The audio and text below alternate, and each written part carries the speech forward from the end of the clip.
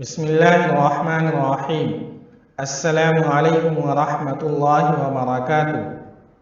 ناظرین، آج ہم آپ کو سخت گرمی میں پڑھی جانے والی دعا کے بارے میں بتائیں گے۔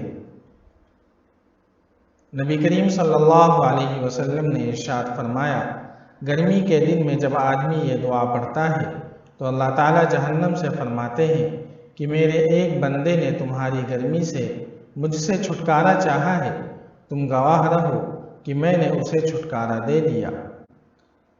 لا الہ الا اللہ ما اشد حر هذا اليوم اللہم اجرنی من حر جہنم۔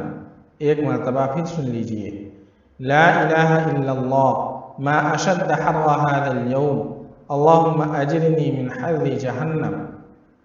ترجمہ: اللہ کے سوا کوئی معبود حقیقی نہیں، آج کے دن کس قدر سخت گرمی ہے، اے اللہ مجھے جہنم کی آگ سے چھٹکارا نصیب فرما۔ اس ویڈیو کو ثواب کی نیت سے زیادہ شیئر کریں۔ والسلام علیکم ورحمۃ اللہ۔